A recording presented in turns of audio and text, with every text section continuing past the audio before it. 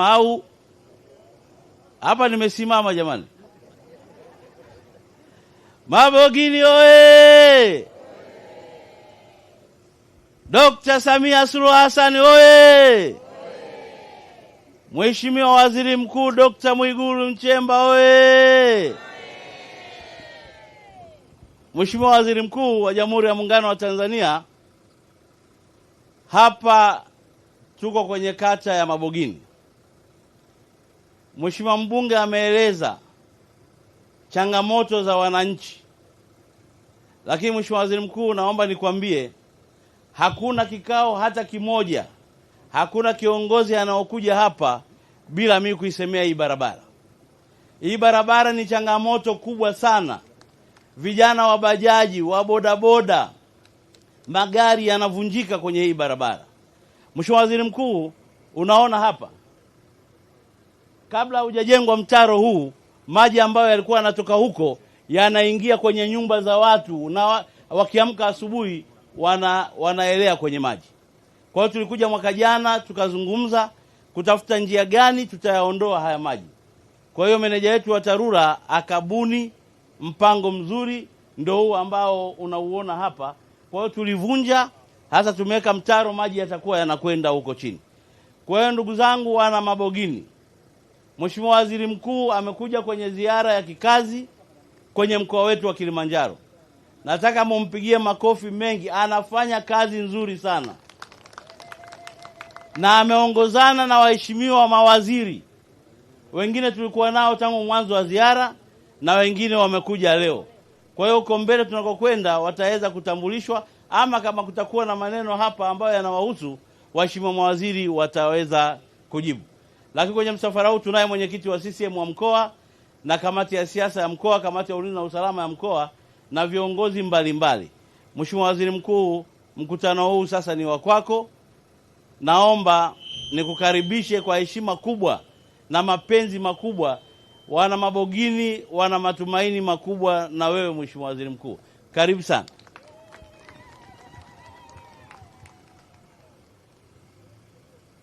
Mabogini oye!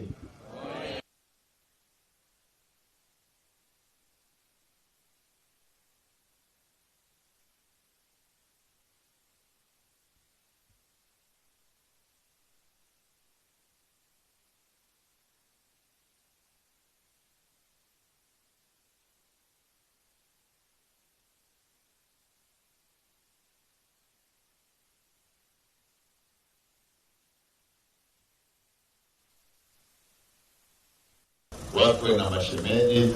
Mheshimiwa shemeji yangu hapa alikuwa anasema kuna watu wanadandia kushemeji, nadhani alikuwa anawasikia wale wengine. Mke wangu anatokea Moshi hapa.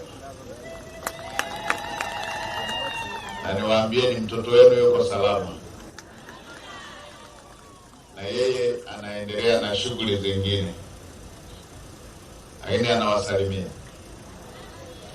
Nimekuja kwenye ziara ya kawaida ambapo nimepita katika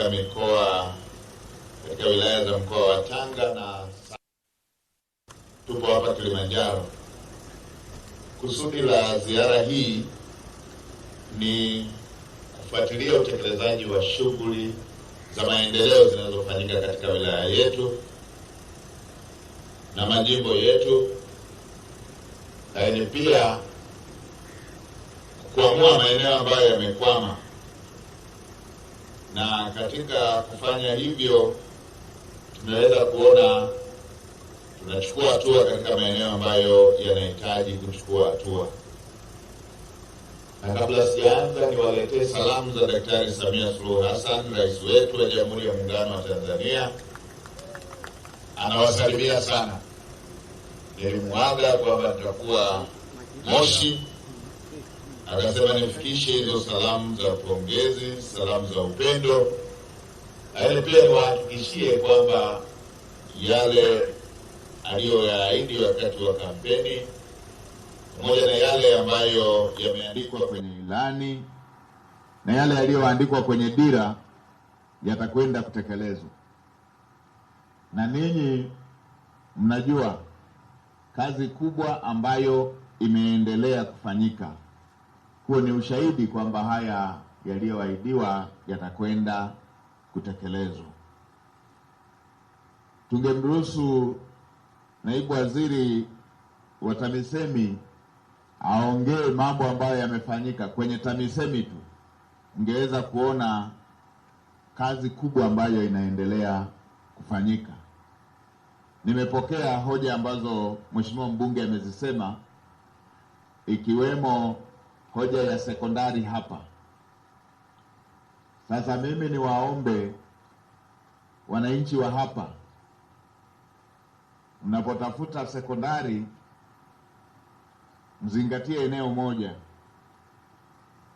Tuna mabadiliko makubwa ya mtaala ambayo yataanza 2028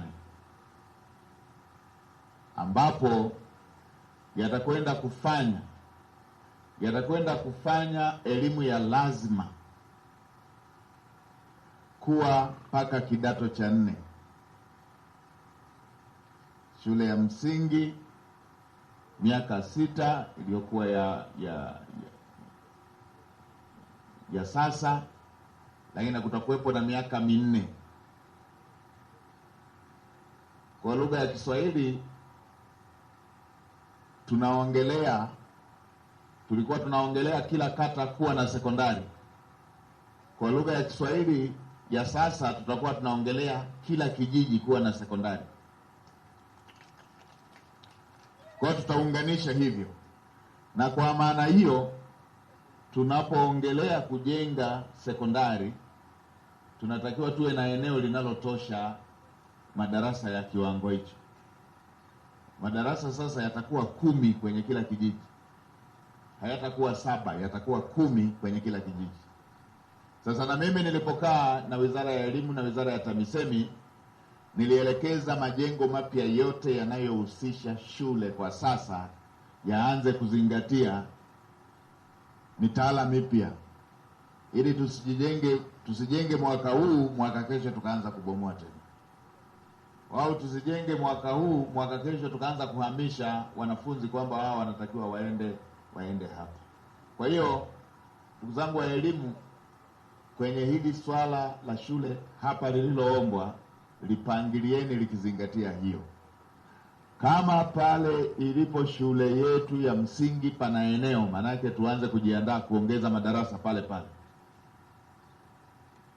ili baadaye tusitafute eneo lingine tulilojenga 4 kutafuta kuongezea mengine 6. Na kama tunajenga yote 10, tuwe na eneo linalotosha kujenga madarasa 10. Tuanze kulenga utekelezaji wa mitaala mipya. Mashemeji, tunaelewana? Tunaelewana? Kwa sababu Mheshimiwa Naibu Waziri wa TAMISEMI atatuambia, nadhani kwa mwaka huu au mwaka kesho tutakuwa na madarasa 2 yanayoenda pamoja, aidha form 1 za madarasa 2 ama darasa la 6 madarasa 2. Kimoja wapo kitafanyika ni mwaka huu mwaka kesho. Kwa hiyo kwenye eneo la elimu tuanze, kama tuna majengo mapya tunataka kujenga, nitumie mkutano huu kuambia na viongozi wengine mikoa mingine yote, kama tuna bajeti, tuna mpango wa kujenga majengo ya elimu, tuanze kuzingatia tunakoelekea, tuanze kuzingatia mitaala mipya, tusije tukapata kazi kubwa sana mwaka kesho, kwa sababu mwaka 2028 tunaenda kwenye utekelezaji wa mitaala mipya. Kwa hiyo mwaka huu na mwaka kesho tunatakiwa kuongeza takriban madarasa 1036. Vijiji 1013 tukiongeza matatu ni 39. Kwa hiyo nakushukuru Mheshimiwa mbunge. Kwa hiyo afisa elimu yuko wapi? Si mmeshapewa mwongozo wa namna ya kwenda kwenye majengo? Hebu tuambie hapa wananchi wajipange vizuri. Mheshimiwa Waziri Mkuu, Sogea. Mheshimiwa Waziri Mkuu, tumepewa mwongozo wa namna ya kutransform sasa elimu yetu kutokana na ukweli kwamba kuanzia sasa hivi darasa la awali mpaka darasa la 7, tena kuanzia kidato cha kwanza mpaka kidato cha 4 ni elimu ya awali. Kwa jambo la kwanza ambalo sasa linatakiwa lizingatiwe ni kwamba kwa kuanzia kipindi hiki shule zote za msingi na zile za sekondari ambazo zina maeneo kwa ajili ya kuendelezwa, basi tutajenga serikali itaanza kujenga madarasa kama ulivyokuwa umeshasema awali kwa ajili ya kuaccommodate watu hao, na hili jambo litaanza mwakani zaidi, kwa sababu kwa mwaka kesho darasa la 6 na darasa la 7 wote kwa pamoja watakutana kwa ajili ya kufanya mtihani, ili inapofika 2028 tayari kutakuwa na cohort 2 ambazo zitakuwa zimeungana. Kwa hiyo mimi kwa miongozo ambayo tunapewa na TAMISEMI tunadhani kwamba hakutakuwa na mgogoro wowote ule katika kutransform hao wanafunzi kutoka eneo moja kwenda eneo jingine. Mheshimiwa Waziri Mkuu, naomba kuwasilisha hayo. Asante sana. Mmesikia kutoka kwa mtaalamu wetu. Na mwaka kesho anaoongelea mwaka kesho wa kibajeti ni miezi mitatu ijayo. Ni miezi minne ijayo. Mwaka kesho wa bajeti unaanza Julai. Kwa hiyo utekelezaji wake utakuwa na Julai mpaka unapoenda kwenye kalenda, kwenye mwaka wa kalenda ambao unaanza Januari 2027. Mwaka kesho madarasa mawili yatapimwa kwenye ule mtihani wa kuhitimu. Darasa la 6 la kwanza na lile lililokuwa la 7, na hao wanaenda kuanza form 1 ambapo ndio itakayounganisha kuwa na madarasa 10 ya shule ya lazima, elimu ya lazima. Kwa hiyo Mheshimiwa mbunge na wenzako hapa, kamati ya maendeleo ya hapa, Mheshimiwa diwani uko wapi? Mheshimiwa diwani, sasa mwanze kupanga eneo mnalo, ili usalimie, tuambie eneo liko wapi. Mheshimiwa Waziri Mkuu, eneo lipo la shule kwenye eneo hili, lakini pia kwenye kata yetu tuna vijiji 8, karibu vijiji vyote vina maeneo ya kujenga shule. Kwa hiyo endapo tutapata nafasi hiyo ya shule kujengwa, eneo lipo kwenye kata yetu. Haya, basi sawa. Kwa Mheshimiwa mbunge, mtapeana mawasiliano na Mheshimiwa naibu waziri wa TAMISEMI, najua kila siku mnakaa, ili tuweze kuendelea na jambo hilo. Na mimi niwaambieni, mna mbunge makini kweli kweli. Mna mbunge makini kweli kweli. Si mmeona cheche zake hapa? Na hivi anajua ni shemeji, basi yeye hata afuataji itifaki, anakatiza tu, anaenda kwa shemeji yake. Machachari kweli kweli. Sasa niwaombe wananchi wa Moshi, ninyi hapa, inawezekana hata haya mambo tunachelewa haya mambo tunachelewa hivi, kama hii barabara hii ambavyo nimeambia imeshaidiwa mara nyingi sana, ni kwa sababu mnabadili sana wabunge. Kila anayekuja anaenda anaanza upya. Ninyi na Vunjo pale, ninyi na Vunjo, kila wakati anaanza upya. Sasa hivi mmeshapatia kijana huyu shemeji yangu, anakatiza kila eneo. Mpeni jukumu la hii barabara. Na mimi kwa sababu ni shemeji, hii nitaisimamia. Sasa nikishaisimamia, alafu unafika uchaguzi, mnatuletea kabunge akana hata namba ya mkuu wa wilaya, sijui katawasaidiaje. Huyu wangapi wanasema huyu? Mnakuja kuleta mbunge hana hata namba ya simu ya mkuu wa wilaya. Mnaanza kuhangaika upya. Ana makeke sana. Nikikawia tu kupokea simu, inaenda baba mkwe ananitafuta.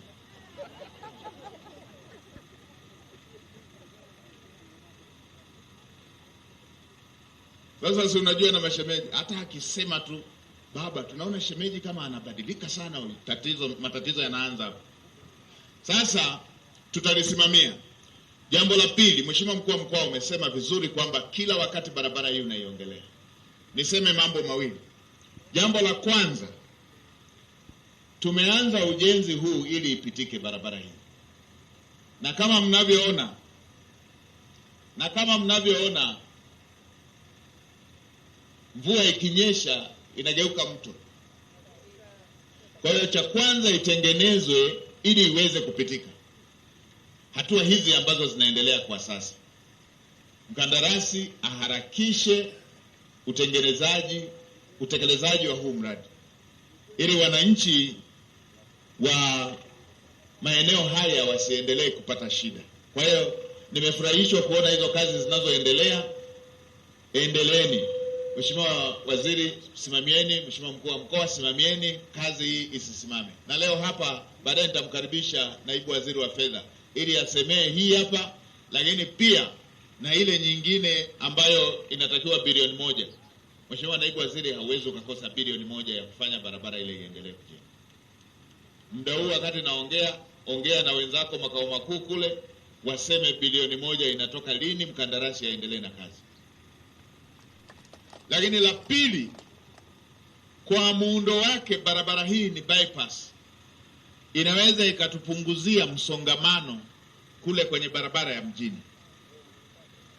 Arusha tumeshajenga bypass na maeneo mengine tumejenga bypass. Sasa imekuwa ikielezewa na kuuliziwa kila wakati.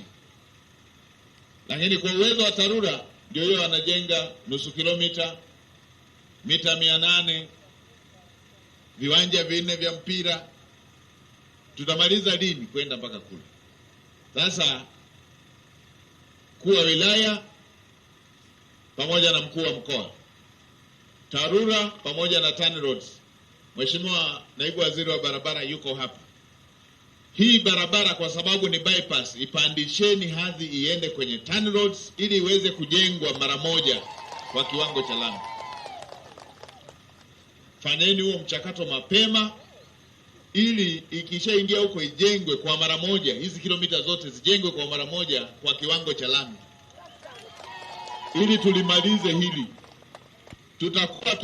tutakuwa tumetatua tatizo la msongamano kule ndani, na tutakuwa tumetoa suluhisho la kudumu la haya matatizo ya kujitokeza, lakini pia tutakuwa tumesaidia kutoa mazao huku ambako ndiko uzalishaji mkubwa ulipo. Kwa hiyo harakisheni, tulishaisema na nyingine tunasema na hii hapa, harakisheni ipitie mchakato huo ili tuweze kutoka kwenye kujenga nusu kilomita, viwanja 2 vya mpira, tuende kwenye kuijenga iweze kuhudumia shughuli kubwa hii ya uzalishaji. Kwa kwenye hilo tutakuwa tumemaliza. Na mimi nilipita nijionee hiyo. Lakini la tatu, napita kuhamasisha shughuli za maendeleo, kusimamia shughuli za maendeleo. Rais wetu amefanya kazi kubwa sana, kubwa mno, ya kihistoria. Ametatua changamoto ambazo zilishadumu kwa muda mrefu sana ndani ya nchi yetu. Ametatua changamoto ambazo ya uhuru. Kama hivi miaka yote ya uhuru tulikuwa na wilaya hazina hospitali ya wilaya. Tulikuwa na tarafa hazina vituo vya afya. Sasa Mheshimiwa Rais alipoingia madarakani amejenga hospitali za wilaya 119. Na sasa hatua inayofuata ni ya kujenga kwenye halmashauri. Tuna halmashauri na majimbo ya kimkakati, majimbo yaliyo pembeni ambayo bado hayana hospitali za wilaya. kwenye baadhi ya halmashauri 119 ndani ya miaka minne na sehemu. Hili si jambo dogo. Lingekuwa jambo dogo, huyu ni rais wa 6 angekuta yote yameshajengwa. Hii inahitaji commitment, inahitaji dhamira ya dhati ya kuwasaidia wananchi. Amejenga shule maalum 143,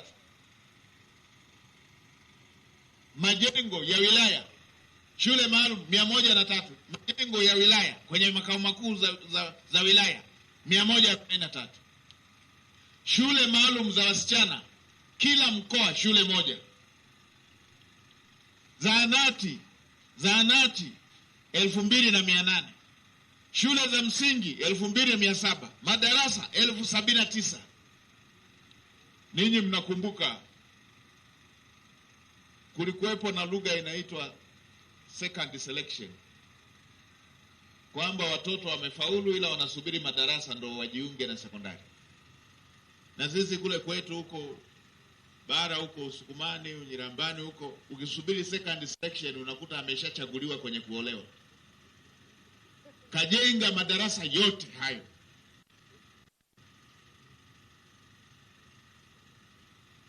Na wakati anapita kwenye kampeni akasema ndani ya siku 100 ataajiri watumishi afya na elimu 12,000. Januari wameajiriwa wote na wameshapelekwa kwenye vituo. Na hapa Moshi, hapa Kilimanjaro mmepata takriban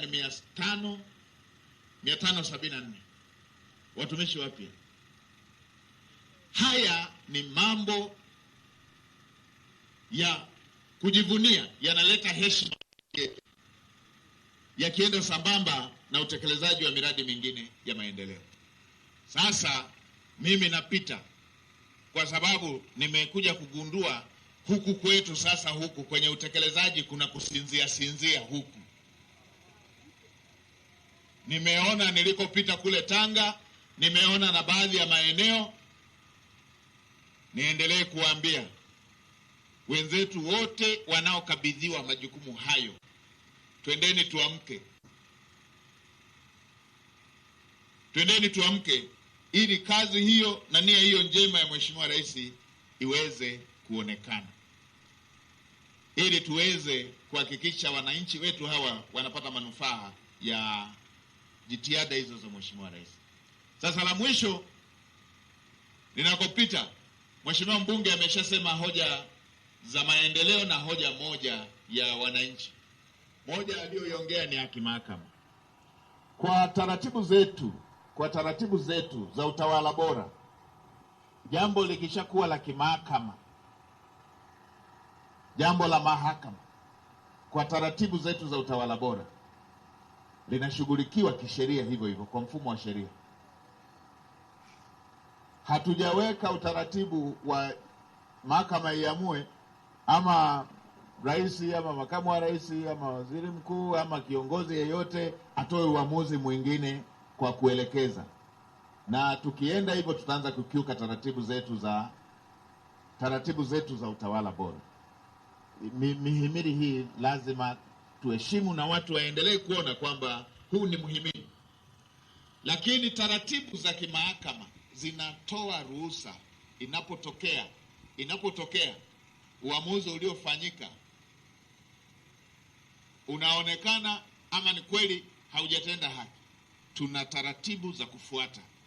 Sasa Mheshimiwa Mkuu wa Mkoa na mwanasheria wetu na kila watu wabobevu kwenye jambo hilo, waitisheni hawa watu waliokutwa na jambo hili, waitisheni, wasikilizeni, ili kama itaonekana katika ngazi hiyo haki haikutendeka, tupeleke ngazi ya juu ili haki iweze kutendeka.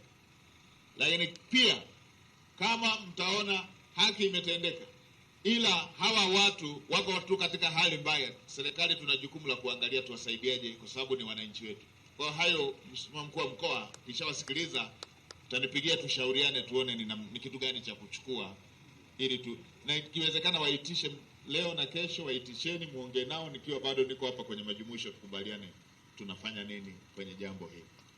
Niwaombe wananchi wetu wa Tanzania tuendelee kuheshimu vyombo ambavyo vimewekwa kwa mujibu wa sheria. Tuheshimu mahakama, tuheshimu vyombo vya dola, na kama uamuzi uliofanyika tunaona sisi tunavyoona, tunaona haujakidhi matarajio yetu ama haki yetu, tuende kwenye channel ile ile tuliyojiwekea ya namna ya kuweza kupata haki. Tuna mabadiliko mengi yanaendelea kufanyika katika vyombo vyetu, ikiwemo mahakama. Mliona waraka wa jaji mkuu aliotoa. Alitoa kuzuia watu kuwekwa ndani ovyo ovyo kwenye mahakama zetu za chini huku. Hiyo yote inalenga kuhakikisha wananchi wanajiletea maendeleo wakiwa hawapati usumbufu. Sasa la mwisho, nimeona ndugu yangu pale amenyosha mkono, amenyosha waraka wake. Hebu na wewe sogea. Nimeona na wale wawili, sogeni hapa. Na yule mmoja sogea, na yule mama sogea. Na wewe nimekusikia mama, sogea tu na wewe.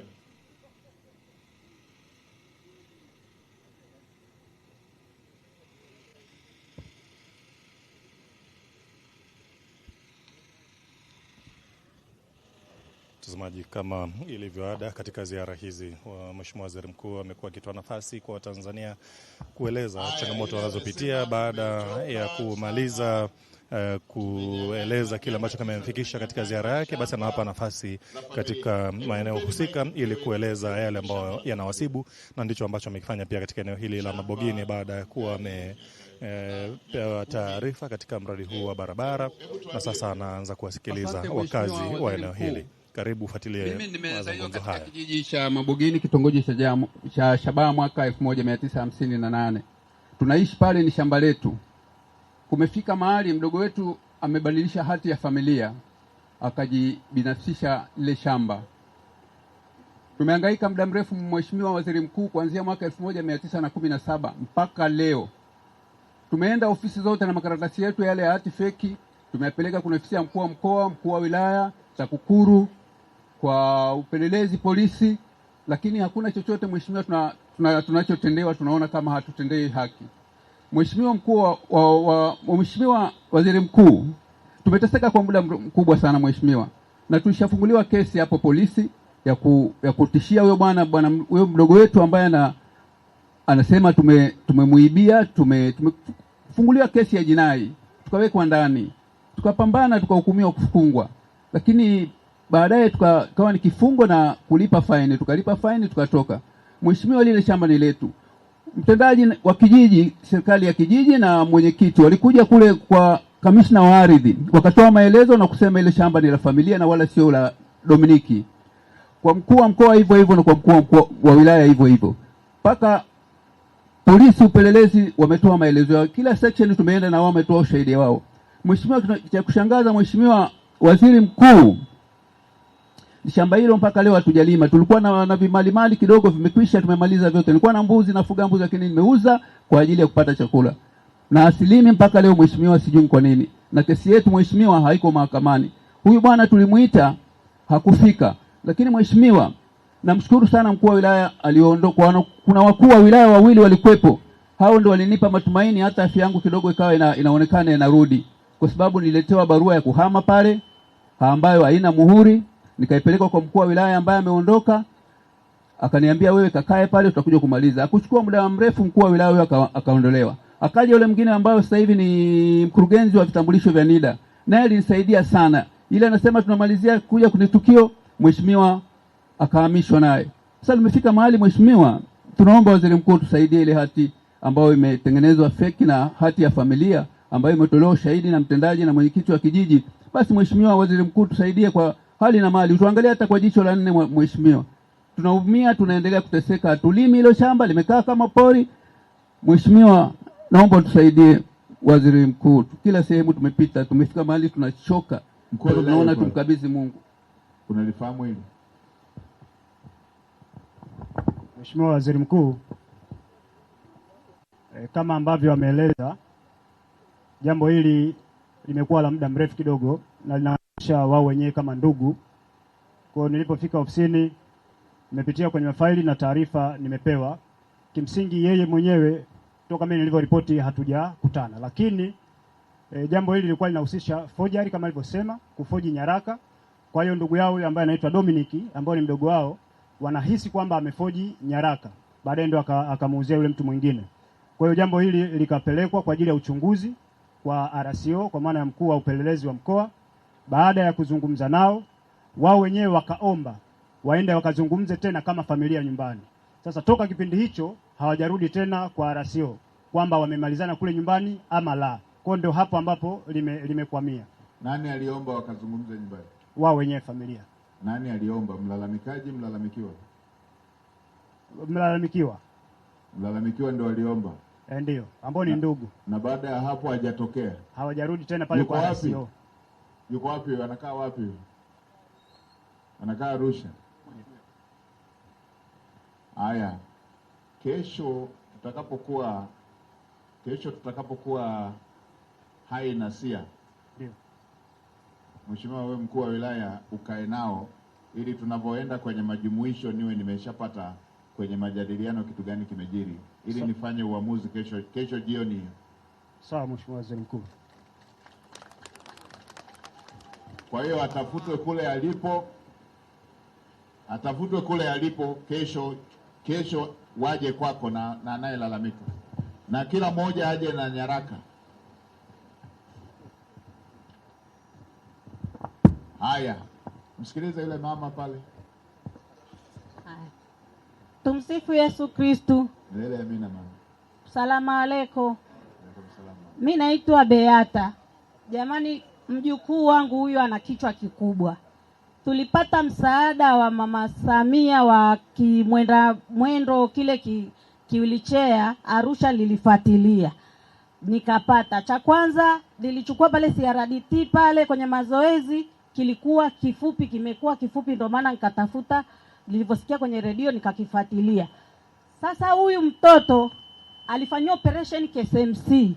KSMC wanasema watoto wanasaidiwa bure, lakini mtoto niliambiwa shilingi 500,000 kumwekea mpira wa kichwani wa kutoa maji ya kichwani. Na mtoto alikuwa na hali mbaya ndani ya wiki mbili. Amekaa wiki mbili, kila siku ilikuwa ni 10,000. Tumekaa pale eneo leo mfanyia operation kutoa tu kile kinyuzi tu kile, shilingi 5,000. Sasa mimi ilibidi nirudi kanisani na majirani wenye roho nzuri ndo akanisaidia zile gharama za pale KSMC. Inakuwa sasa mazoezi kule CRDT, kumwona daktari pale ni 10,000. Mazoezi ya kukaa wiki shilingi 30,000. Kwa kweli hapo pananipa ugumu. Alafu watoto kama hawa haimalizi wiki bila homa. Wakija watoto wenzake kucheza naye akiwa kwenye mwendo pale analala, wakiondoka analia mpaka homa inapanda kichwani. Chakula nampa kwa masaa. Maana anakula kidogo, na hisi ni mpira alomwekea, anakula kidogo, inabidi usiku na mimi niamke nimpe chakula. Babake alikimbia kabisa, hajaonekana. Mtoto amefikisha miaka 7. Alikimbia kabisa, hajaonekana kabisa. Kwa hiyo ni mimi bibi ndo nimeingilia kumsaidia huyu mtoto. Siwezi kwenda kibaruani, hajasimama, anakaa kwenye wheelchair. Kwa hiyo mkuu wa mkoa, nakuomba, kwa vile lilishalalamika pia, la kwanza kulikuwa kuna mgogoro wa mamangu mlezi, akunipa kiwanja kabisa, lakini mama alinitetea kwenye ule msaada wa pale stendi, nikapata kiwanja kujenga, ndo sina nguvu. Mwenyekiti hapo nilipo wa kitongoji Chelangwa ameniombea hapo ninakokaa, ndo nakaa hapo na mjukuu wangu. Kwa hiyo ninachoomba utusaidie, anaumwa, sina bima. Sina bima. Aliugua juzi surua. Nimeenda hospitali nikaambiwa ameshavuka miaka, anatakiwa ulipie. Sasa ukiwa na mtoto kama huyu, utaenda kibaruani saa ngapi? Haya, nimekusikia mama. Nitamlipia bima. Mkuu wa mkoa, hebu andikisha, alafu tutawasiliana na wenzetu wa KSMC pamoja na RMO. RMO yuko wapi? Anafanya kazi nzuri. Yes, njoo huku. Kwa niaba ya mkuu wa mkoa, chukua hii namba ya mama huyo hapa, itatusaidia huo mwongozo wa bima, lakini pia namna ya kupata attention kule kwa wenzetu tunaoshirikiana nao. Nadhani sadaka tutasaidia. Asante sana Mheshimiwa Raimu. Basi hilo limeisha. Haya, tumsikilize mama hapo. Tumsifu Yesu Kristo. Milele amina. Mheshimiwa Waziri Mkuu, kwa majina naitwa Victoria Valerian Kimario, ni mzaliwa wa Rombo, mkazi wa Mabogini na mkulima mdogo kijiji cha Mawala, kata ya Kahe. Mheshimiwa, nilinunua shamba eka 10 mwaka 2008 katika kijiji cha Kahe. Shamba hili nilinunua baada ya kupewa uhakika na mwenyekiti wa kijiji na mtendaji pamoja na mwenyekiti wa baraza la ardhi kunipeleka eneo na kunionyesha mipaka. Nilienda mpaka ofisi ya wilaya kwenye masijala, nikaomba faili la Mawala ili nione kama kweli shamba lile la halali au natapeliwa.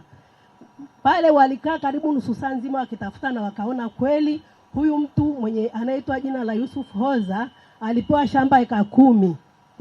Alipopewa ile shamba alifariki akachia watoto. Watoto wanakaa Morogoro, wakaja wakaamua kuuza lile shamba. Sasa nikarudi kijijini, nikamwona mwenyekiti na mtendaji kwenye ofisi ya kijiji, nikajidhihirisha kwamba lile shamba ni kweli ni la uhalali kwa sababu ana jina pale ekari 10 mtaa Masaini. Nilienda kufanya biashara ile ya kununua lile shamba na kulipa 10%, wakaniandikia na hati ya manunuzi ambayo tayari ninayo hapa Mheshimiwa. Baada ya kununua lile shamba nililima ndani ya mwaka mmoja, mwaka wa pili wakajitokeza wanaume 4 na mama zao akasema lile shamba ni mali. Mmoja anasema la baba yake, mwingine la shangazi, mwingine la dada. Haya, wakanipeleka kijijini, nikawashinda. Wakaenda kata, nikawashinda. Toa maamuzi kwamba kuliko tumtoe dalali aenda akakabidhi ile shamba.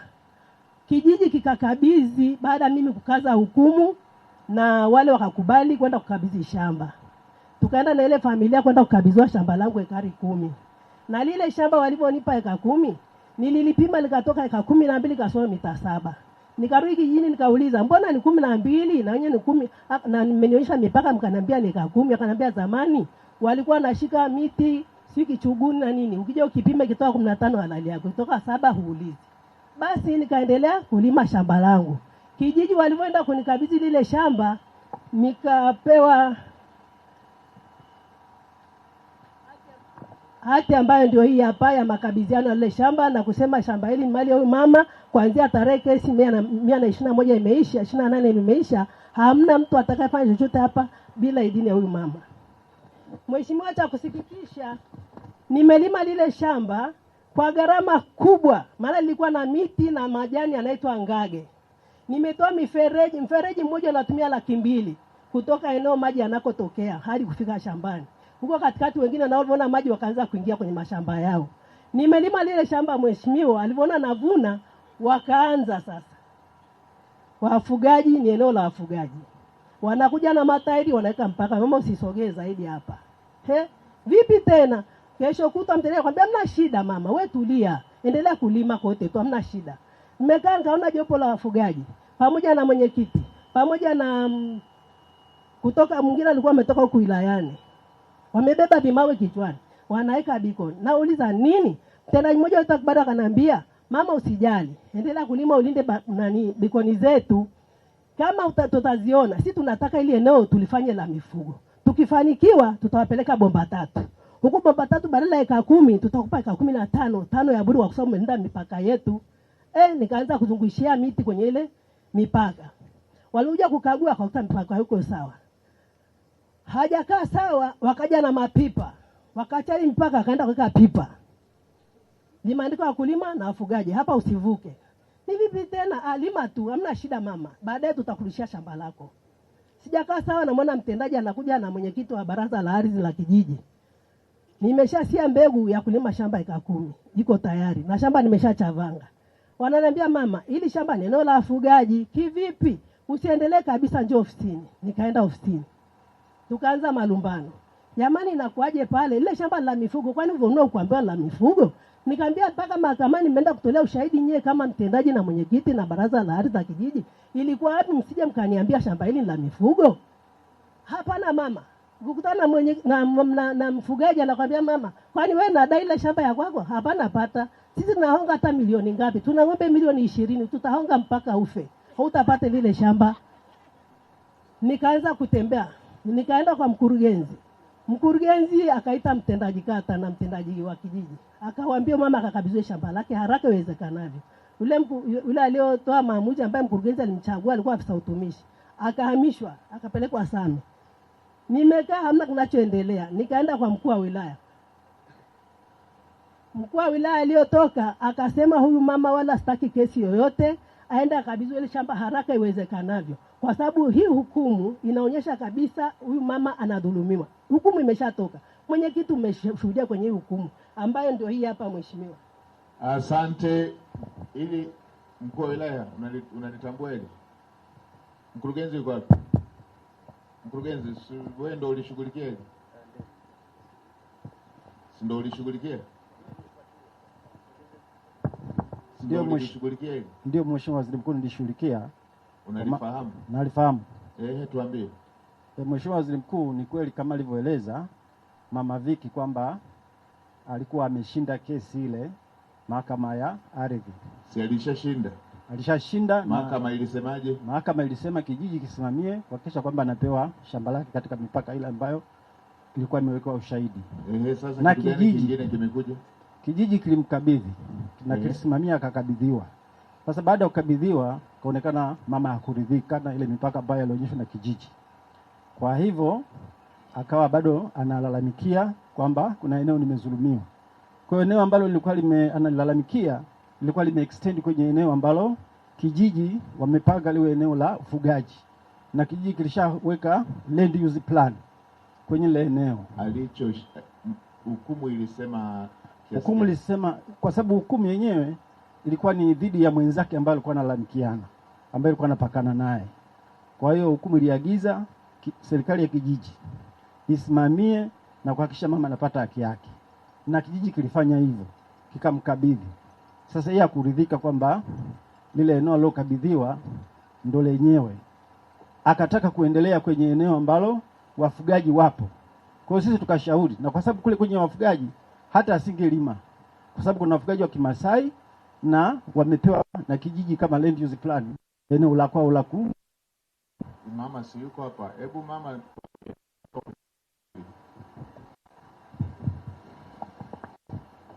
Mheshimiwa, baada ya kukabidhiwa lile shamba nilikuwa naendelea nalo vizuri kwa mwaka mzima, nilima na nikavuna vizuri. Wakaja wao wenyewe mwenyekiti, mtendaji na wafugaji wakakata lile eneo wakaniachia eka 2 tu. Alafu katika lile shamba kuna wakati mtoto wangu alikuwa Uingereza anaumwa sana, nikataka jinsi ya kumrudisha nyumbani, nikauza hapo eka 2. Ile ikanisaidia ile mtoto akarudi nyumbani. Ile eka 2 niliyouza ikaingia kule kwa wafugaji, wameikata. Wanadai mimi nimeshauza shamba langu.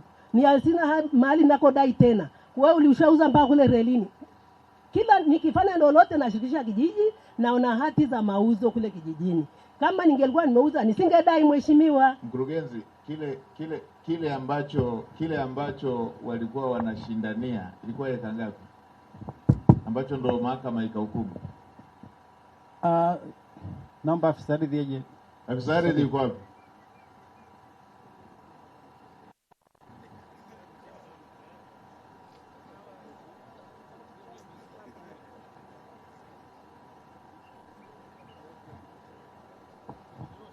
Kilichohukumiwa ilikuwa eka ngapi? Mheshimiwa Waziri Mkuu, eneo ambalo lilikuwa linashindaniwa ni ekari 10. Kwenye mahakama ilihukumu eka ngapi? Ni ekari 10. Kwenye ekari 10 baada ya hukumu ninyi mmembakizia eka 2. Mmefanyaje? Kwenye ekari 10 wakati wanaonyesha mipaka au wakulima na wafugaji ikaonekana hizi ekari 8 zimeingia kwenye ufugaji. Ekari 2 ndio akawa amebaki nazo mama.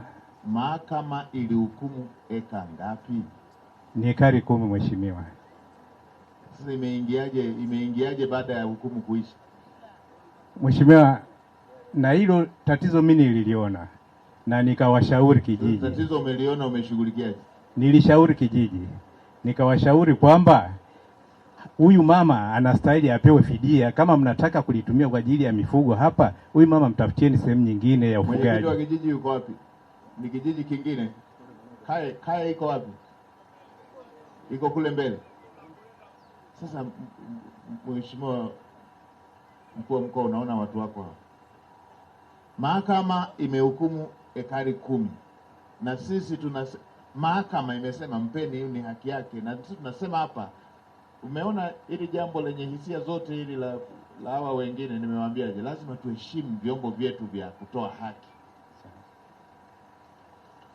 Si sasa hivi hapa imekuja hapa kwa Mheshimiwa mbunge amelia watu hawa nikamwambia mahakama imeshahukumu. Ikishahukumu, tusiporidhika tunatakiwa tupate njia za kimahakama.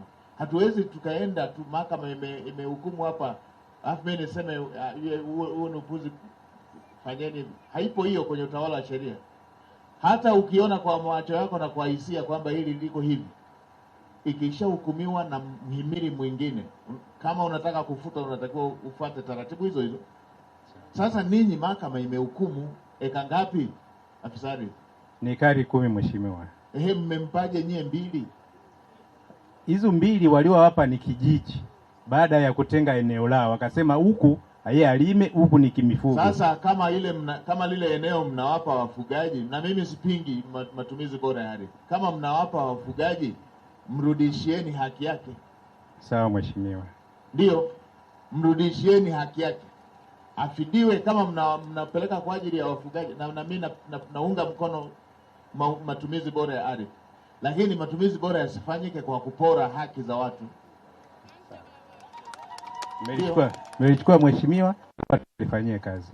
Nipate mrejesho kabla sijatoka. Sawa mheshimiwa. Tutakapoenda majumuisho mniletee kwamba mmepata ufumbuzi gani. Mheshimiwa Mkuu, tunajumuisha kesho jioni. Kesho jioni mniambie Kawasake au wenzako wa vijiji hao. Na ninyi viongozi wa vijiji, narudia tena. Jana nilipita pale Mombo, nikakuta hivyo serikali ya kijiji wameenda kupora eneo la watu. Nilielekeza serikali ile yote ifutwe. Upuzi mtupu, rushwa na pakishawepo eneo linalohusisha wafugaji. Rushwa, tunafumba macho, tunaonea watu wengine wanyonge. Nenda Kawasake hiyo serikali ya kijiji leo hii, waseme ama wamrudishie mama eneo lake, ama waweke commitment, mkubaliane namna ya kumfidia.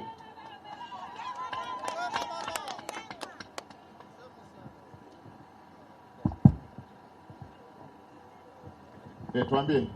Nashukuru sana mheshimiwa.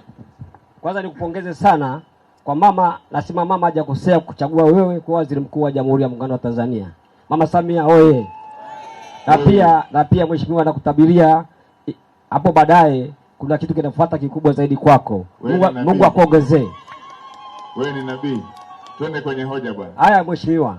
Hapa nilipo sasa hivi na kilio cha wakulima 106 kutoka eneo la Bogini juu kule mwanzo ulipofikia barabara na kutengenezwa. Sisi wakulima 106 tulitoa eneo letu kwa ajili ya kujengwa mabwawa maji taka Mabogini mwaka 99. Mradi ule ulikamilika na tulitoa heka 42 kimaandishi. Ushahidi huu hapa, tunao ushahidi wa heka 42. Lakini kipindi kile wakati mkuu wa mkoa akiwa mheshimiwa Mzee Sarungi, serikali baada ya zoezi lile ikafanyika ujanja, tukaporwa eka zaidi ya 150.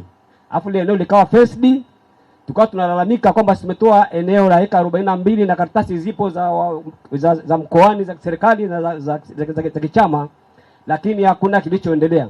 Tulipiga kelele sana kwa viongozi wengi mbalimbali wakuja Mabogini. Kwa mfano mheshimiwa Mzee Kinana alikuja na Nape, tukaeleza katika mkutano ulifanyika Chigereni kule Mabogini.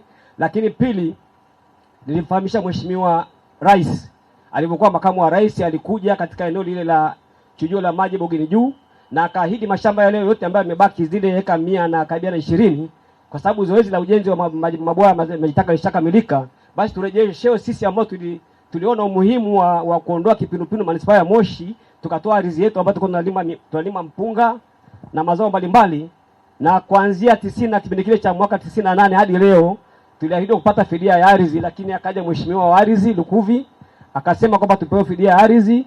Tunamshukuru sana mheshimiwa mkurugenzi wetu wa mgeni ambaye alikuja, mheshimiwa Mwagama, na mkuu wa mkoa ambaye aliondoka, pamoja na kumshukuru na Mungu amrehemu mama Mgura, ambaye mama Mgura alikuwa anawaeleza kila siku manispaa ya Moshi warudishe uzio, waache yale mashamba ambayo yamezidi zile 42 ili tulime sisi wakulima wa studio yale mashamba, lakini hakuna kilichofanyika mpaka leo. Mheshimiwa, ni watu wangapi? Watu wakulima 106 mwaka 98. 106. Mheshimiwa mkuu wa mkoa, ulishalipata hili? Mheshimiwa Waziri Mkuu, kwangu sijalipata, lakini Mheshimiwa DC anasema analifahamu. Mheshimiwa DC, hebu tuambie. Mheshimiwa Waziri Mkuu, hao wananchi walitoa eneo lao kwa ajili ya kuweka mradi wa maji taka. Walitoa eneo lao? Ndio, kwa ajili ya kuweka mradi wa maji taka kwa hiari. Ndio, baada ya kuzungumza na serikali. Ndio. Na baada ya kuchukua hilo eneo lao walipewa eneo mbadala kama compensation. Eneo la Soko Estate. Na kila mmoja ambaye alitoa robo eka kule alipewa kuanzia ekari 1 mpaka ekari 2. Kwa jumla zilikuwa ekari 150 walipatiwa kule katika kata ya Kahe Mashariki. Eneo hilo tunaita Soko Estate. Kwa alishapewa lile eneo lao. Sasa changamoto ambayo ipo ni ile kuona kwamba wametoka katika eneo ambalo ni la mjini kidogo na kule liko eneo ambalo ni la pembeni, lakini serikali iliwafanyia uthamini, na baada ya kuona kuna robo eka wakapewa kuanzia ekari 1 mpaka ekari 2 na walipewa compensation. Simlishapewa bwana Soko Estate. Simlipewa. Mheshimiwa, wewe ni daktari na ni msomi. Kama zilitolewa heka 42 kwa ajili ya fidia ya mashamba ya kilimo kwa ajili ya kupisha mradi wa kuleta afya ya maji taka Moshi, manispaa ya Moshi, na fidia tuliopewa kule Kahe, Mheshimiwa, tumepewa fidia ya zile heka 42 kulingana na maandiko haya hapa. Tumepewa heka ya fidia 42 ambazo tulitoa wenyewe kwa ajili ya nini? Kwa ajili ya uwekaji wa mabwawa ya maji taka. Issue ni kwamba hivi, kwa nini tulitoa heka 42 mkachukua 150? Na hizo ambazo zimebaki ambazo ziko pale mpaka sasa hivi ambazo mheshimiwa mkuu, waziri mkuu, walikuwa wanalima wao watumishi wa mamlaka ya maji taka mpaka pale mheshimiwa Rais Samia alipokuja kukasema kwa stop kulima mpaka sasa hivi. Eneo hilo tunaposema sasa hivi ni pori, viongozi wote wa serikali wanafahamu eneo hilo kwa ni pori, vibaka wanajificha pale. Kwa hiyo tunaomba eneo hilo turejeshewe sisi tuendelee kupata kujistiri kwa kupata kipato cha chakula cha watu wote. Mheshimiwa mkuu wa mkoa. Injinia Tija. Hoja hapa, kuna hoja mbili. Kwanza, hakuna ubishi kwamba walitoa eneo. Ndiyo. Hawabishi. Ndio. Pili, hakuna ubishi kwamba walifidiwa. Ndio. Kule hawajabisha. Ndio. Hoja inakuja, wao walitoa 42. Kwa nini zikachukuliwa 150? 100 na ngapi? 150. Ndio. Kwamba imechukuliwa kuliko walichotoa. Sawa mheshimiwa. Na la pili, ninyi wachukua ardhi ndio mkaanza kulima, na mpaka rais akaja akasema msiendelee kulima. Maelezo yake. Naomba nimpe meneja wa Mwasi. Ninyi mmechukua eneo na la ziada, mmejigawia, mnalima wenyewe, na rais ameelekeza msilime. Asante Mheshimiwa Waziri Mkuu. Eneo linalozungumzwa lina ukubwa wa heka 117 na lilitengwa kwa ajili ya kukusanya maji taka yote ndani ya manispaa ya Moshi, na eneo ambalo pia tumelihifadhi, na eneo lilochukuliwa ni heka 117, na wanafanyakazi walikuwa wanalima ikiwa pamoja na wananchi miaka ya nyuma, lakini baadaye ikaonekana kwamba kwa jinsi inavyoendelea inaweza ikaleta migogoro baadaye. Kwa hiyo wananchi hawakulima na wafanyakazi pia hawalimi. Mtaalamu, hiyo ni hoja moja. Mheshimiwa Rais alielekeza msilime, mmetekeleza. Hiyo ni hoja moja. Na kuuliza, hawa ndugu walitoa eka ngapi? 117. Umeisoma barua? Mkuu wa mkoa, barua inasemaje ya serikali?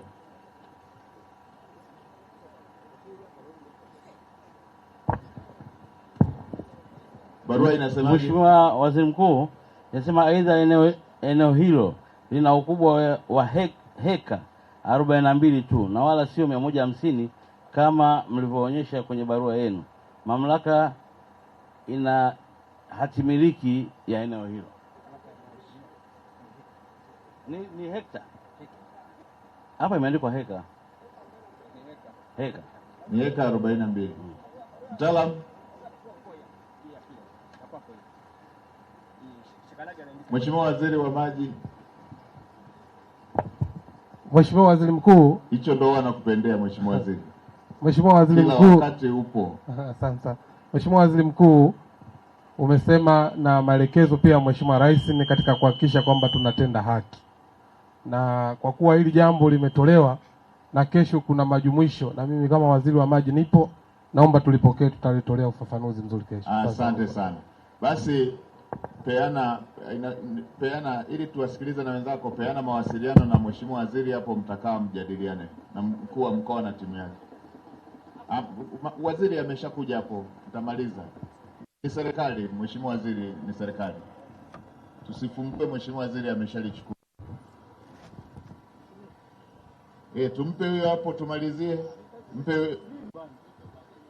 Mpe huyo hapo wa blue. Atangulia kusimama. Mheshimiwa Waziri Mkuu, msipate shida, nawasikiliza wote. Mheshimiwa Waziri Mkuu, pole na majukumu. Jina langu naitwa, nawasikiliza. Ongeeni kifupi, nawasikiliza wote. Jina langu naitwa Salimu Rajabu Samuya.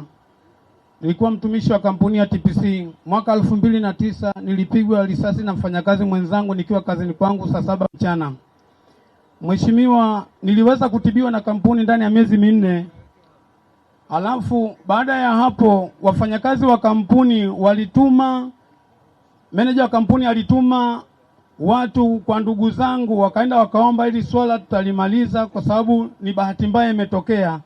Mheshimiwa, wakampa dhamana yule bwana, mimi nikageuziwa kesi kwa sio mfanyakazi njambazi.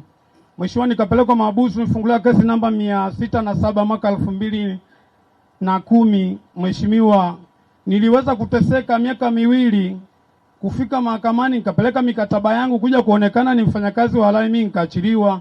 Kufuatia haki zangu mpaka idara ya kazi kule, nikatokea masala kwamba nilipwe haki zangu. Lakini Mheshimiwa Waziri Mkuu, kila mwezi wakawa wamekata shilingi 12,000. Watu watasiwa ambao au twiko kwa zamani walikuwa wanatutetea. Tukapeleka shauri hilo mahakama kuu. Lilizunguka pale miaka 3, sikuwa napigiwa simu mimi kwenda mahakamani. Kufika pale wananiambia kwamba shauri liko idara ya kazi. Kufika kule asema mwajiri ameomba shauri lianze upya. Nikaambia mbona hamjanishirikisha? Wakasema we tulia. Hakimu yule msuluhishi akasema mimi hapa mashauri hayakai. Nikamwambia ina maana siku zote ulikuwa huingii kazini, ulikuwa unakula mshahara wa bure, leo ndio umeletwa na shauri langu? Akaniambia nitakuonyesha. Mimi hapo nikamwambia mimi siko tayari kuwasikiliza kwa sababu kila kitu kina maandishi. Mmetoa shauri mahakamani sijasainishwa. Mmelitoa toaje hapa? Nikatoka pale mimi nikaenda kwa mkuu wa mkoa. Kipindi hicho mkuu wa mkoa alikuwa marehemu Ana Mgwira, Mungu amrehemu. Basi yule mama aliweza kumpigia bosi wa idara ya kazi ambao ni msuluhishi mkubwa, akamuuliza kuna shauri namba 1420, akasema kwamba hapa hakuna. Nikamwambia mama, muulize kwamba ni mwalimu gani anafundisha shule, ajui shule yangu na watoto 500. Basi mimi yule akaniambia njoo, nikaenda likakutwa pale. Nilipokutwa pale ananiambia kwa nini ukaenda kwa viongozi wakubwa? Na kati mimi niko hapo singekuja hapa. Nikamwambia mimi sijui umemwambia mkuu wa mkoa kwamba halipo. Kwa hiyo wewe utamjibu mkuu wa mkoa. Basi kuanzia hivyo mimi sasa mheshimiwa nikaa naenda nadai shauri langu mahakama kuu kwa sababu limetolewa kinyume. Mpaka hivyo mheshimiwa nimezunguka idara zote za mahakama ya mkoa mpaka TAKUKURU nimefika. Na ni vielezo vyangu wanavyo. Sijapata msaada na hali yangu si nzuri ya kiafya mheshimiwa. Nimepigwa risasi kifuani. Mheshimiwa na anaozofisha mambo pale kwa mkuu wa mkoa. Mwanasheria yuko wapi?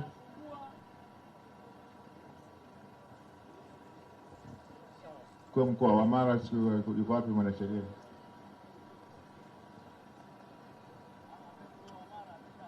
Alishahama. Haya, mwanasheria aliyepo ni yupi? Kisa wewe wilaya. Unalijua hilo jambo? Mheshimiwa Waziri Mkuu, hilo jambo silifahamu. Haya, hebu kaa na huyu ndugu akupe hizo taarifa zote hizo, anza kuifuatilia muda huu. Ita leo mchana, ita yule watu wa kutoka wale wanaohusika na hilo jambo. Amesema wapi? TPC? Hebu kaa pembeni, andikisha, ita mtu wa TPC mje muongee naye tunavyo jioni, mnipe taarifa hii. Haya, kifupi huyo. Mheshimiwa Waziri Mkuu, mimi la kwangu ni la kijamii. Hapo uliposimama ukiangalia kule mbele kuna mradi wa mpunga wa hekta 1100, lakini tunalima hekta 600 kwa ajili ya ukosefu wa maji. Nilikuwa nikuombe, haya maji yalikuwa kero, lakini kwa sababu mwezi wa 3 mpaka wa 4 yanapatikana na mwezi wa 10 utuletee wataalamu wa tume ya umwagiliaji ili tuweze kuyazuia haya maji yaweze kutusaidia kwenye mradi wetu na kuleta maendeleo bora katika taifa letu. Asante sana. Mheshimiwa Naibu Waziri wa Umwagiliaji.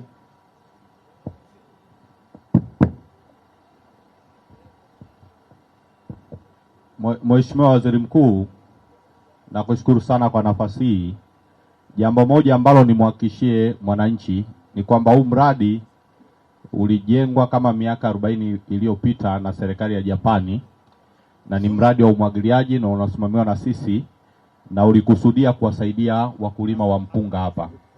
Na nimeshakaa na watu wa tume hapa kabla, tukubaliana kwamba ukishamaliza ziara yako watakuja waangalie mahali ambako tunaweza kuchepusha kwa ajili ya kusaidia wakulima wengine. Kwa hiyo hilo Mheshimiwa Waziri Mkuu, ni kuthibitishie linatekelezeka kwa sababu gharama yake sio kubwa. Asante sana Mheshimiwa Waziri Mkuu. Haya, tunakushukuru ndugu yetu, umeleta hoja ya msingi ya maendeleo. Tunakushukuru sana. Mpe mwenye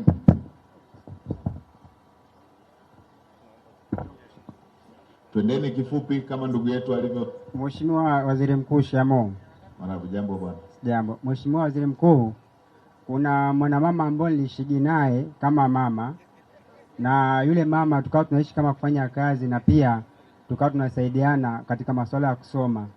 Yule mama alishikilia eneo langu kama dhamana mimi nisome, mwisho wa siku eneo liwe lake. Lakini yule mama alikuja kaangeuka akaungana na ofisi ya kijiji. Yule mama alifikia hatua ya kunipa kesi ya kumbaka shangazi yake.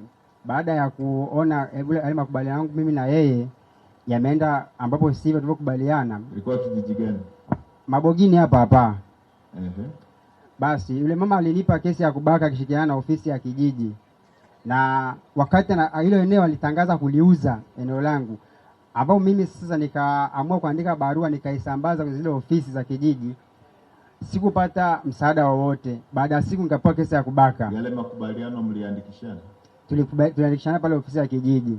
Mwenyekiti wa kijiji yuko wapi?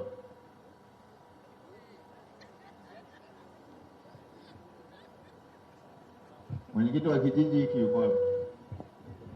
Mwenyekiti, unalijua hili jambo?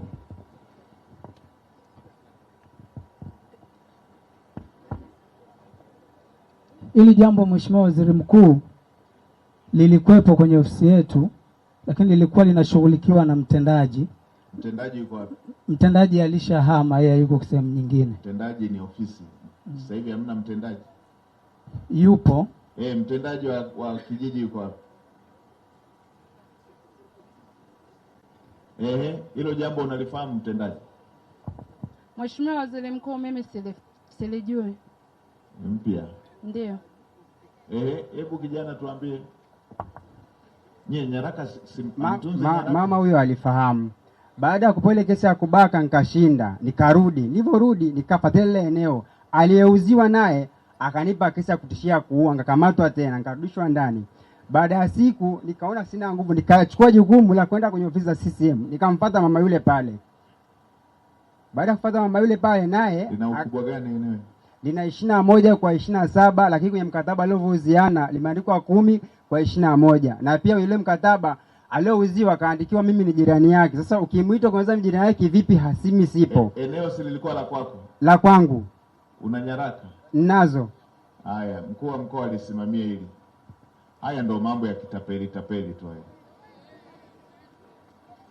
Nani kasema kwamba hukumu ya kesi ya kubaka ni kiwanja, kwamba ukibaka unanyang'anywa kiwanja chako?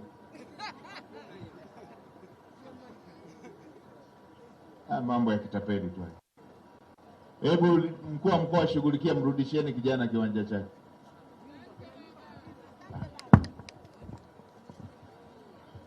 Kuna wakati umoja wa waovu na nguvu.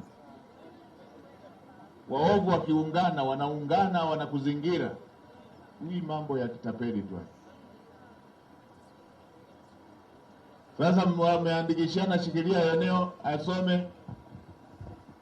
Eneo ni la kwake, sasa limebadilikaje?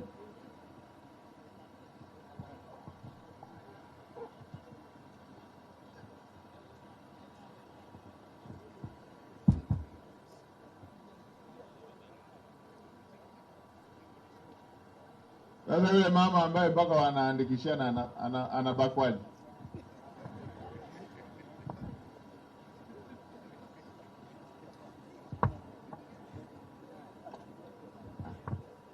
Mheshimiwa Waziri Mkuu, kwa majina naitwa Hamisi. Bwana, mrudisheni kijana haki yake.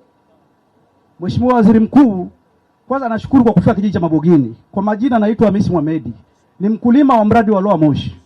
Mheshimiwa Waziri Mkuu, kero yangu mimi kubwa au malalamiko yangu mimi makubwa ni kati ya sisi wakulima wa mradi wa Loa Moshi na TANESCO. TANESCO wamechukua maeneo yetu ya kilimo ya mradi wa Loa Moshi. Wameyachukua toka 2011-12 wakapitisha mradi wao kutoka Kiungi kwenda Makuyuni. Kuna baadhi ya watu wasipungua 12 hawakutulipa fidia toka 2011 mpaka 12 mpaka leo. Wamekuja juzi baada ya kufanya kazi kubwa toka enzi ya Mama Mgwira. Alipokuja mkuu wa wilaya akiwa Zefania Sumai, ndipo akatoa ufumbuzi tuje tufanywe tathmini upya. Sisi watu wa mradi wa kwanza wa 2011-12 walipokuja kutufanyia tathmini toka leo bado hawajatulipa stahiki zetu. Lakini mmeshafanya tathmini. So mnalitambua jambo hilo. Mnawalipa lini? Mheshimiwa Waziri Mkuu, asante. Jambo lao tunalitambua. Ni kweli kuna mradi wa kwanza ulipita ambao kuna watu walilipo mwanzo, kuna watu 15 ambao tumefanyia tathmini, tumewatambua na tayari malipo yao yanaendelea hapo kwenye taratibu za ndani na ndani ya siku 14 tutawalipa. Meneja, unachonifurahisha ni kwamba unajua mambo ya kwenye dawati lako. Hiyo ni hatua nzuri sana kwamba unajua mambo ya kwenye dawati lako. Asante mheshimiwa. Tunataka watu wajihusishe na mambo ya watu. Sasa ndugu yangu uliyeuliza, wamesema ndani ya siku 14. Ndani ya siku 14 malipo yataanza kutolewa. Nenda uonane naye. Mengine utamalizia hapo.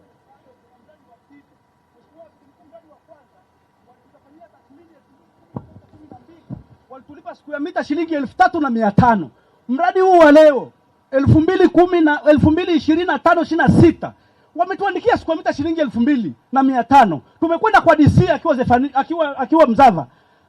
Amekubaliana na hiyo kwamba kweli Mheshimiwa Waziri Mkuu, wewe ni Mheshimiwa Waziri Mkuu, ni msomi.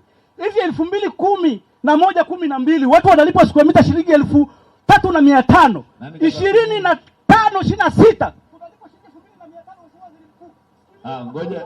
Ngoja tuambiwe, serikali ina taratibu za tathmini. Ngoja tuambiwe nani katathmini.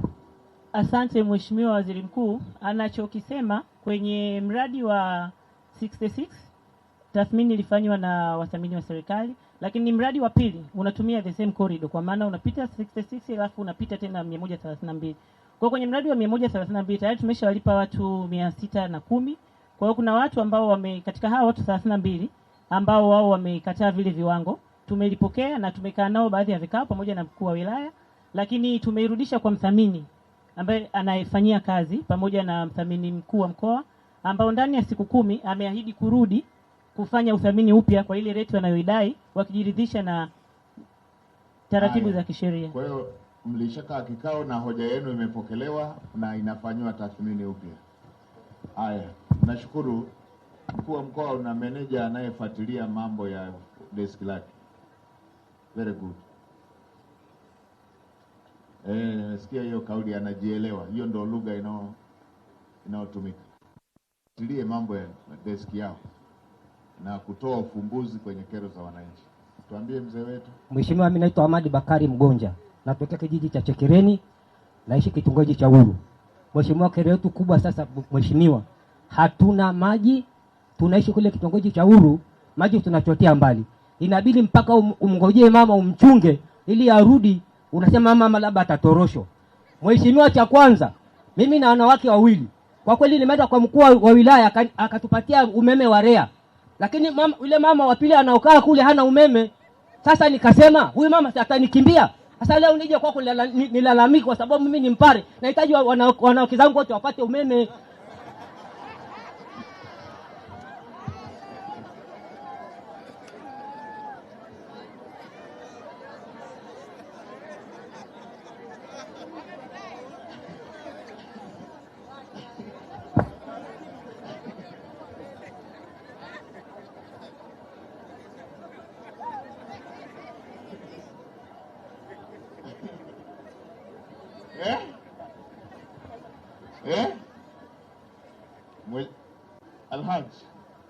Alhaji, jamaa anasema anataka wake zake wote wapate umeme. Mheshimiwa Waziri Mkuu, naomba nimhakikishie huyo mmoja atapata, na kama ataongeza mwingine pia tutampelekea.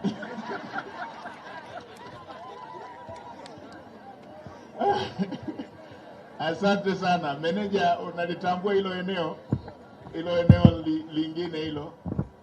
Mheshimiwa mkuu wa mkoa analitambua, na kabla hujamaliza ziara yako tutakuwa tumeshamwekea. Haya, ndani ya unapelekewa bwana, na huko kwingine utapelekwa umeme. Alafu ile la maji, waziri wa maji yupo, nitampa nafasi ya kusalimia, atajibu. Ameshalichukua waziri wa umwagiliaji ile linalohusiana na makaravati na mgawanyo wa maji ya umwagiliaji. Ile ya maji ya matumizi ya manyumbani, Mheshimiwa waziri wa maji yupo, tutamkaribisha wakati wa kusalimia atasema. Mkuu wa mkoa na mkuu wa wilaya, Mungu awabariki. Ndicho tunachosema, na mimi hizo salamu nitafikisha kwa Mheshimiwa Rais kwamba wananchi wanasema mkuu wa mkoa na mkuu wa wilaya wanachapa kazi. Mungu awabariki, na Mungu awabariki kweli kweli. Mheshimiwa mkuu wa mkoa, tunataka mambo haya watu tatizo ya watu yanapofika ofisi za umma yatatuliwe. Walibaki watatu hapa, tuwasikilize hao watatu, turuhusu waheshimiwa mawaziri wajibu hoja ambazo zimeshatolewa. Ninyi andikeni hapo, andikeni namba ya simu na hoja. Weka, andikeni namba ya simu na hoja, tutawasikiliza vizuri tu. Mpe dada hapo na dada hapo na kaka na yule mama. Tumsifu Yesu Kristo. Asante Mheshimiwa Waziri Mkuu. Pole kwanza na majukumu yako ya kila siku Mheshimiwa Waziri. Asante. Mheshimiwa Waziri, jambo langu mimi ni binafsi, nimeandika hapa. Basi kama umeshaandika, weka na namba ya simu, niletee hapa. Binafsi, niletee hapa. Nitakupigia mimi mwenyewe. Mwacheni ampe kijana. Umeandika namba ya simu? Haya, nitakupigia. Mheshimiwa Waziri, shikamoo. Marabu, jambo. Mimi ni mtoto wa huyo mama. Mama yupi? Ambaye huyo kijana anasema kwamba alisingizwa kesi ya kubaka. Sasa maelezo yako na wewe nenda hapo kwa mkuu wa mkoa. Nenda hapo kwa mkuu wa mkoa, nimeshamtuma. Mlimalize hilo. Mmefanya vizuri. Haya, msikilize amalize hilo. Maliza hilo Mheshimiwa mkuu wa mkoa. Na huyo kijana yuko wapi? Na yeye yuko hapo hapo. Kaeni pembeni hapo na mkuu wa mkoa mmalize.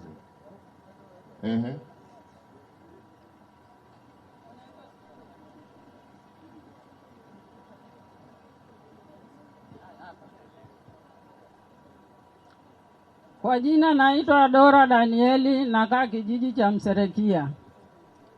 Mserekia kuna kipindi ilifika tukapata mfadhili. Mfadhili yule akatuambia tutoe mashamba yetu ili atuchimbie visima kuondoa njaa pale. tukakubali tukatoa yale mashamba. Ndani ya miaka 10 tumerudishiwa mashamba. Ile kurudishiwa yale mashamba, mimi nilitoa eka 2. Kwenye mkataba nikaandikiwa eka 1.5. Nikauliza, mbona nimeandikiwa eka 1.5 na wakati nilitoa eka 2? Nikaambiwa utarudishiwa tu, ngoja wakianza kugawanya utarudishiwa.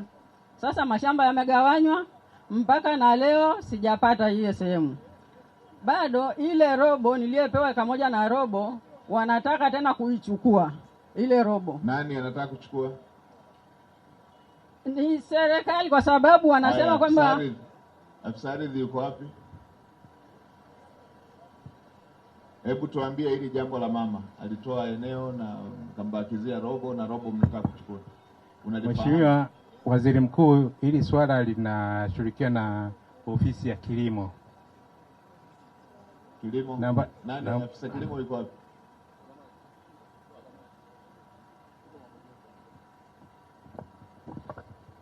Mheshimiwa Waziri Mkuu,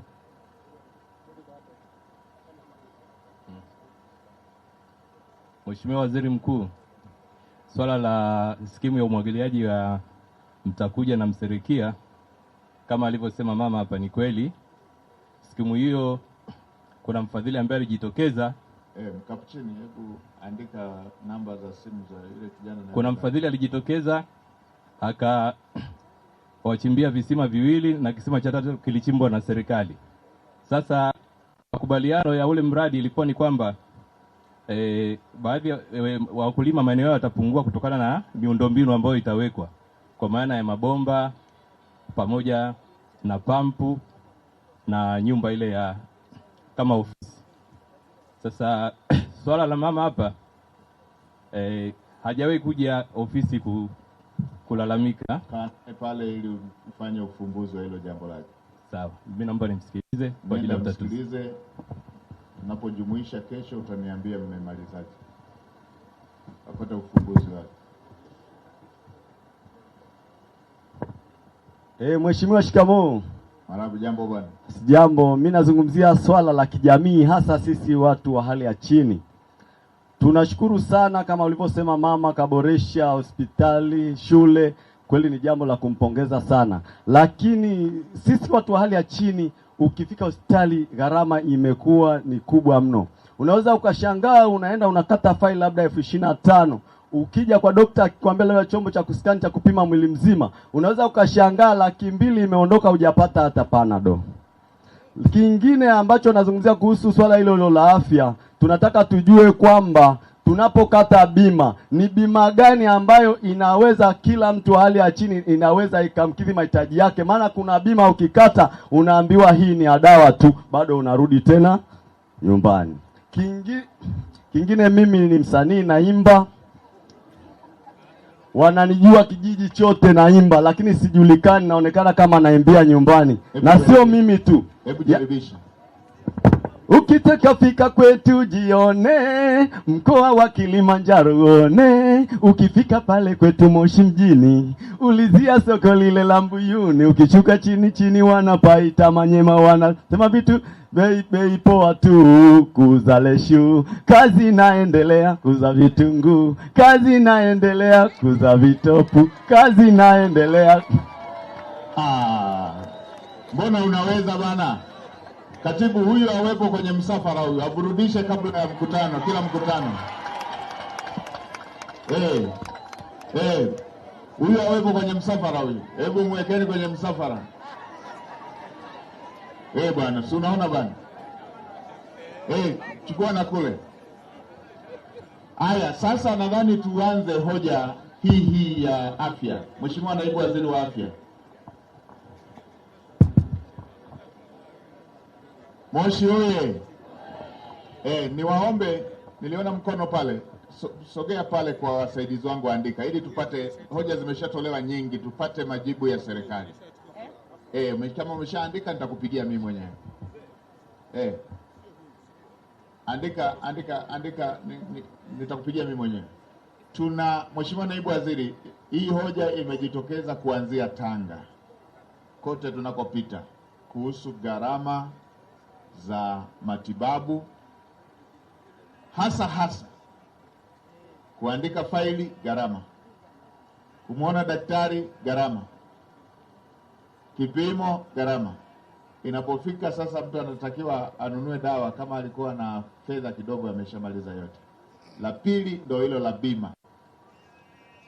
Kama hizo hospitali zetu tulizozisogeza huduma ambazo hazikuwepo kwenye ngazi za kata na vijiji, kama bado hatujamaliza maandalizi ya ndani ya serikali, nimewaahidi kule tutakuwa na kikao cha Wizara ya Afya na TAMISEMI ili tuangalie ili jambo linalohusiana na navigation, ili kuhama kutoka kwenye mtu moja kulipa cash kwenda kwenye bima ya afya. Karibu tuambie. Mabogini oye! Daktari Samia Suluhu Hassan oye! Waziri mkuu wetu oye! Mheshimiwa Waziri Mkuu, kwanza kabisa nikupongeze kwa kazi kubwa na nzuri ambayo unaendelea kufanya. Tumekuona kuanzia Tanga ukichapa kazi na leo uko mkoa wa Kilimanjaro ukiendelea kuchapa kazi. Hongera sana Mheshimiwa Waziri Mkuu. Mheshimiwa Waziri Mkuu, ni kweli kabisa afya haina mbadala, afya haina majadiliano, na pale unapoumwa hauna jinsi, lazima utakwenda hospitali. Na Wizara ya Afya inatekeleza sera ya kuchangia gharama ya cost sharing ya mwaka 1993. Na kwa kuzingatia kwamba wananchi wetu hawana uwezo, ndio maana serikali imekuja na bima ya afya kwa wote kwa majaribio. Hii maana yake nini? Wananchi tujiandae kuwa na bima kabla ya kuumwa, kwa maana unafanya maandalizi ya kulipia gharama za matibabu kabla ya kuumwa. Hivyo Mheshimiwa Waziri Mkuu, mpaka sasa mkoa wa Kilimanjaro kwa majaribio utakuwa na kaya 5,600.